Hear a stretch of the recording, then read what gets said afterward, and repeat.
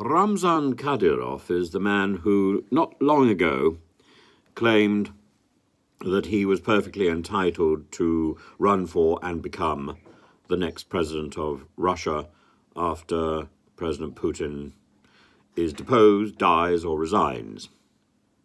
Extraordinary. This is the man who leads Chechnya. This is the man who is the sort of thug who's been providing some troops for the Kremlin-inspired attacks on Ukraine, and this is the man who thinks that Putin has not been aggressive enough. Now, there's a very interesting story emerging about a lady called Zarema Musayeva. Now, Musayeva, her son is the human rights advocate Abu Bakr Yangulbayev, and his brother Ibrahim Yangulbayev is one of the leaders of the Chechen opposition movement, Adat. And Abu Bakr had worked with the Russian Committee Against Torture. So he's quite established as a human rights advocate.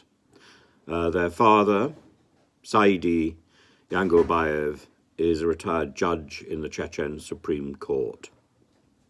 Now, the problem is that Zarema Musayeva, who is not well, was abducted in Nizhny Novgorod and taken to Grozny, capital of Chechnya, and there kept in pre-trial detention on charges of, quote, resisting the police. Well, of course you would resist a kidnap attempt.